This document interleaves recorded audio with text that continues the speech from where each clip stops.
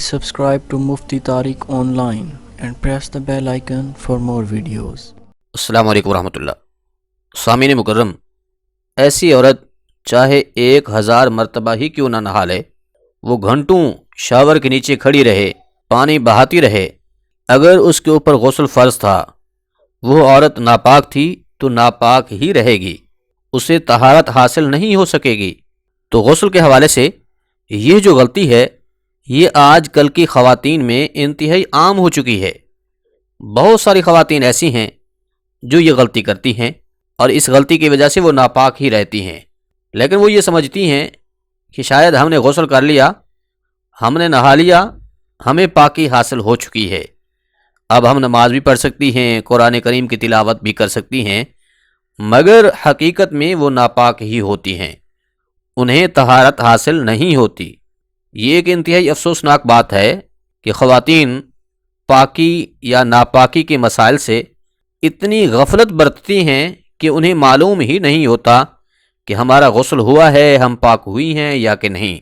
اس لیے خواتین کو کم از کم اتنا علم تو ضرور سیکھنا چاہیے کہ انہیں یہ معلوم ہو کہ اگر وہ ناپاک ہو جائیں، ان کے اوپر غسل فرض ہو جائے، تو وہ طہارت کیسے حاصل کر سکتی ہیں۔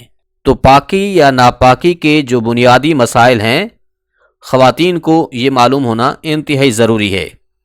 ویسے تو خواتین بڑی بڑی ڈگریاں حاصل کر لیتی ہیں، مگر دینی مسائل اور اسلامی تعلیمات جو ہیں ان کی طرف ان کی توجہ جو ہے انتہائی کم ہوتی ہے۔ اب وہ غلطی کون سی ہے، توجہ سے سنیے گا۔ سب سے پہلے تو یہ بات سمجھ لیجئے کہ غسل میں 3 فرائض ہوتے ہیں۔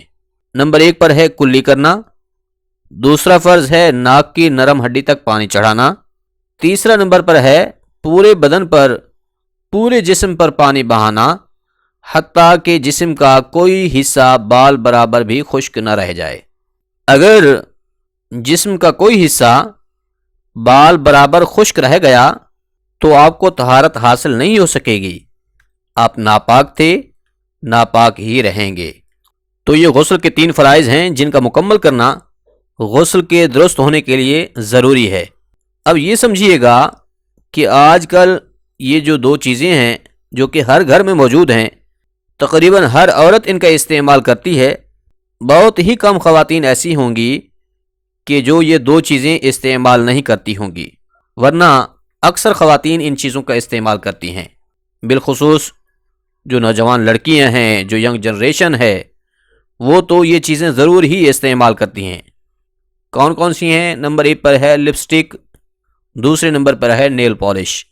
تو یہ ایسی چیزیں ہیں کہ اگر کسی عورت نے نیل پالش لگائی اور اس کے اوپر غسل فرض ہو گیا، یعنی کہ میاں بیوی نے حقوق زوجیت ادا کیے، یا احتلام ہو گیا، یا پھر اسی طرح حیض و نفاس کی وجہ سے عورت پر غسل فرض ہو گیا، کسی بھی سبب سے عورت کے اوپر غسل فرض ہوا، اس نے نیل پالش لگا رکھی تھی، اب اگر نیل پالش لگائے ہوئے اس نے نہا لیا، اس حالت میں چاہے وہ 1000 مرتبہ بھی نہاتی رہے تو اس صورت میں اسے طہارت حاصل نہیں ہو سکے گی، اس کا غسل مکمل نہیں ہو سکے گا۔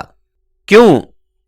اس لیے کہ نیل پالش جو ہے یہ ناخنوں کے اوپر اپنی تہ جما لیتی ہے، ایک لیئر جو ہے اس کی وجہ سے ناخنوں کے اوپر بن جاتی ہے، جس کی وجہ سے ناخنوں کے اوپر پانی نہیں پہنچ پاتا۔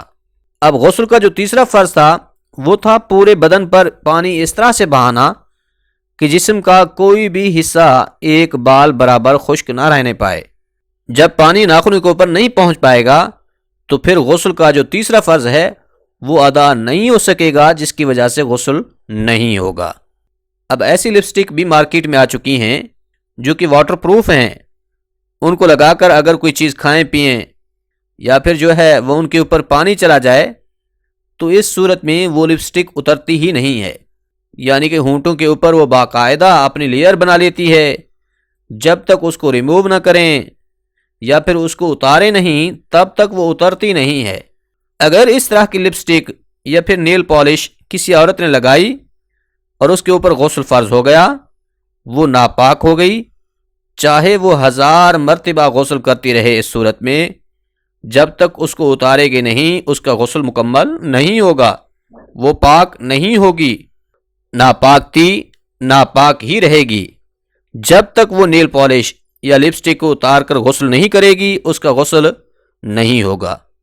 تو یہ غلطی بہت ساری خواتین کرتی ہیں، اکثر خواتین اس غلطی میں مبتلا ہیں، بالخصوص آج کل کی جو ینگ جنریشن ہے وہ اس بارے میں بڑی غفلت سے کام لیتی ہے۔ تو اس کلپ کو ثواب کی نیت سے شیئر کیجیے گا تاکہ خواتین اس مسئلے سے آگاہ ہوں اور پھر وہ اچھے طریقے سے طہارت حاصل کر سکیں۔